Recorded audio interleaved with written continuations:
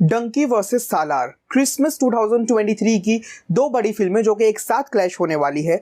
डंकी लगने वाली है 21 दिसंबर को और सालार लगने वाली है एक दिन बाद 22 दिसंबर को। अब दोनों ही फिल्म का ट्रेलर आ गया है तो मैं बात करने वाला हूं डंकी और सालार के ट्रेलर के बारे में एक साथ। देखिए, मैं आप लोगों से रिक्वेस्ट करूंगा कि इस वीडियो को प्लीज एंड तक देखिएगा बिकॉज ये सिर्फ एक नॉर्मल रिव्यू नहीं है। मैं बहुत सारी बातें करने वाला हूँ। वीडियो थोड़ा सा लंबा है बट इस वीडियो के एंड में आप सब लोगों को रियलिटी चेक मिल जाएगा कि एक जेन्युइन फिल्म क्या होती है और किस तरह से जब एक पैटर्न बनता है किसी भी फिल्म इंडस्ट्री में एक ही फिल्म जैसा बनाने का तो किस तरह एक सुपरस्टार उसे तोड़ता है।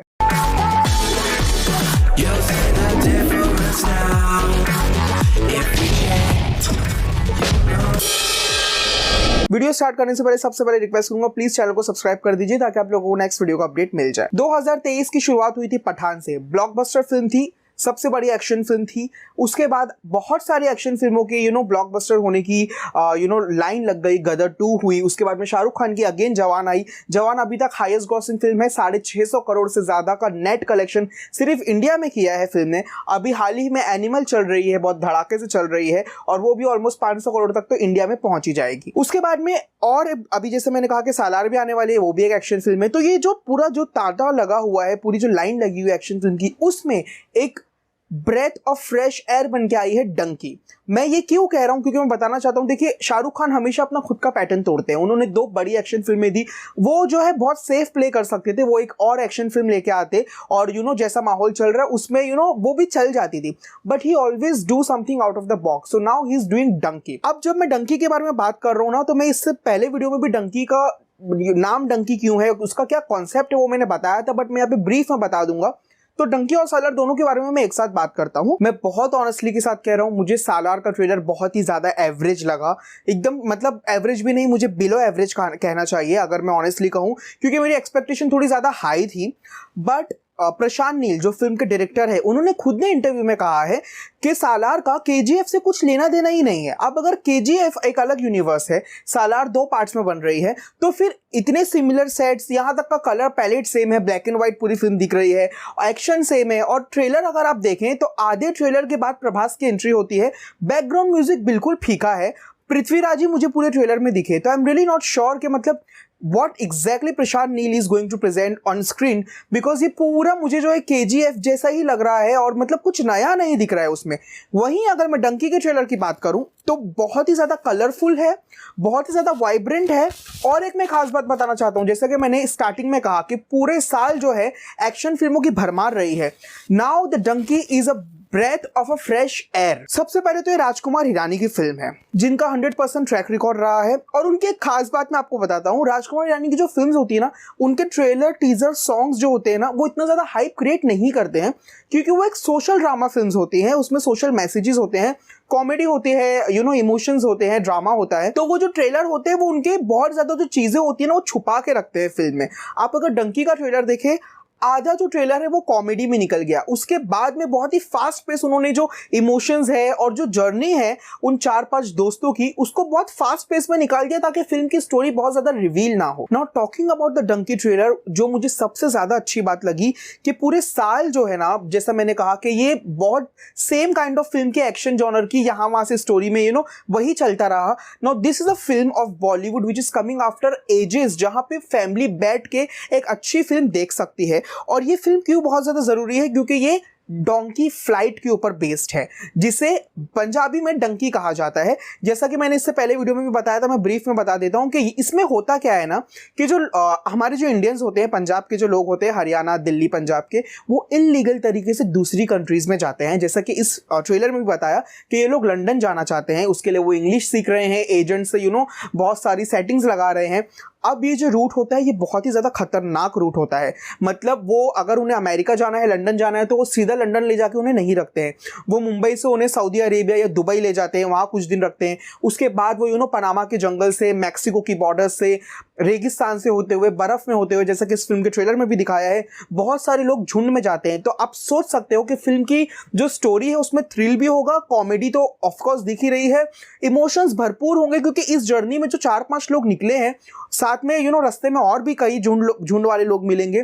तो क्या होगा, कौन मरेगा कौन बचेगा। और जैसा कि इस फिल्म में कहा है, डायलॉग में कहते भी है कि मेरे जो दोस्त थे, अब वो थे बोल रहे हैं, तो कौन बचा है कौन मर गया और किस तरह से पूरी जो स्टोरी है वो अनफोल्ड होगी। ये बहुत नई कहानी है, ये कहानी कभी दिखी नहीं है हमें पर्दे पे, और राजकुमार हिरानी की ये स्पेशलिटी है। वहीं सालार जो है मुझे रेपिटेटिव लग रही है, क्योंकि पहली बात तो वो केजीएफ का स्पूफ लग रही है।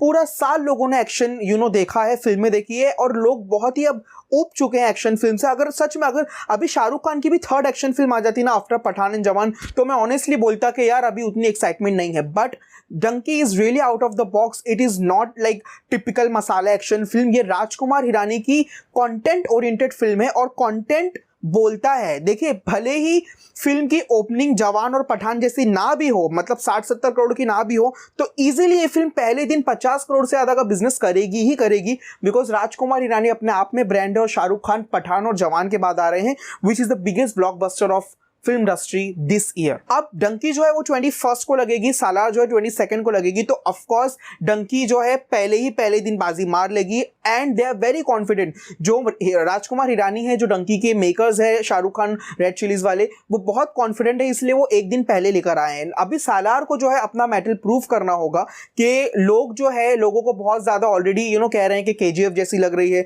पूरा काला पीला वही सेम दिख रहा है, same action, slow motion scenes, पूरा साल देख के लोग पक चुके हैं। तो बहुत ज्यादा उनके ऊपर प्रेशर है कुछ नया करने का, जहां डंकी ऑलरेडी बहुत ही फ्रेश कॉन्सेप्ट पर है, और बहुत ज्यादा फ्रेश पेयरिंग है तापसी पन्नू की, विकी कौशल वगैरह है, और भी साइड एक्टर्स है। और एक बात मैं कहना चाहता हूँ कि देखिए, इसमें बहुत सारे एक्टर्स हैं डंकी में जो अब तक रिवील नहीं हुए हैं। धर्मेंद्र इसमें है, जो कि आई थिंक शाहरुख खान के या विकी कौशल के फादर का रोल प्ले कर रहे हैं। दिव्या दत्ता इसमें है, दिया मिर्जा इसमें है, और भी कई सारे एक्टर्स इसमें, बहुत सारे कैमियोज है जो रिवील नहीं हुए हैं। This is the like mega plus point for Dunki, because आप जब थिएटर में जाओगे ना, you will be shocked, because film में बहुत सारी चीजें हैं, बहुत सारे कैमियोज हैं जो आपको पता ही नहीं है। And I am 100% sure Rajkumar Hirani उसे रिवील भी नहीं करने वाले हैं। ट्रेलर में उन्होंने 3 मिनट का ट्रेलर ऐसे निकल गया, आपको पता भी नहीं चलेगा, फिल्म की कहानी कुछ रिवील नहीं हुई। सिर्फ इतना आपको समझ में आएगा कि जो ये जो ग्रुप के लोग हैं वो लंदन जाना चाहते हैं, बट फिल्म के बारे में और कुछ ज्यादा रिवील नहीं हुआ है। वहीं अगर आप सालार का ट्रेलर देखें तो मुझे ऐसा लगा उन्होंने सारी चीजें बता दी। स्टार्टिंग में ही इतने सारे डायलॉग्स है कि एक राजा है जो यहाँ पे उन्होंने 2-3 नाम गिना दिए, और एक 3-4 साइंस बताई है, ईगल की, डॉग पता नहीं, चील की। मतलब वो पूरा ऐसा लग रहा है कि पूरी कहानी एक्सप्लेन कर दी है। 2 दोस्त हैं, एक फंस गया है, दूसरा बचाने आएगा। So like my expectation is literally very low from Salar. Of course, my high expectation is with Donkey. One more thing, Donkey का जो कॉन्सेप्ट है वो ग्लोबल कॉन्सेप्ट है। वो किसी एक कंट्री, एक सिटी को नहीं अपील कर रहा है, ये पूरे वर्ल्ड को अपील कर रहा है। और इसीलिए राजकुमार हिरानी और शाहरुख खान ने क्रिसमस का वीकेंड उन्होंने छोड़ा नहीं। सालार आए चाहे कोई भी फिल्म आए, क्रिसमस का जो वीकेंड होता है ना, 10-15 दिन की जो छुट्टी होती है, वो पूरी दुनिया, ईद दिवाली ठीक है एक कंट्री में मनाते हैं, बट क्रिसमस का जो वीकेंड होता है ना, उसमें पूरी दुनिया जो है ऑलमोस्ट हॉलीडे पे होती है। और ये जो सब्जेक्ट है इलीगल इमिग्रेशन का, ये सारी कंट्रीज में होता है। हर कंट्री में लोग यहाँ से वहाँ इलीगली जाते हैं, बॉर्डर्स के नीचे से, मतलब जो ये जो सारी सरहदें होती हैं उसको पार करके। तो ये सबको अपील करने वाली है, एंड पूरी फैमिली इसे बैठ के देखेगी। तो I am 100% sure Shahrukh Khan के हाथ में हैट्रिक है। और जैसा कि मैंने बताया कि डंकी बहुत ही अलग फिल्म है, जितनी हम लोगों ने ये पूरे साल देखी उससे बहुत अलग फिल्म है। तो ऑफ कोर्स लोगों का फर्स्ट प्रेफरेंस डंकी ही होगी, बिकॉज एक्शन देख देख के लोग अब थक गए हैं। वो लिटरली जब मैं भी एनिमल के टाइम पे थिएटर्स से बाहर निकल रहा था, लोग यही कह रहे थे कि यार फिल्म तो एनिमल बहुत अच्छी है, बट बहुत ज्यादा अब एक्शन हो गया। मतलब इसीलिए सालार का जो इंटरेस्ट है ना लोगों में से, वो कम हो गया है, बिकॉज लोग कुछ नया देखना चाहते हैं। और जो कलरफुल माहौल होगा क्रिसमस के टाइम पे, वहां लोग एक कलरफुल फिल्म देखना चाहेंगे, ना ही कि एक ब्लैक एंड व्हाइट जिसमें सेम वही केजीएफ की स्टोरी और केजीएफ की कहानी चल रही है। उसमें यश का कैमियो भी नहीं है, क्योंकि डायरेक्टर ने खुद ने कहा है कि केजीएफ का कुछ लेना देना ही नहीं है सालार से। तो आई थिंक डंकी को बहुत ज्यादा अपर हैंड मिलने वाला है फैमिली ऑडियंस का, अलग यूनिक सब्जेक्ट का।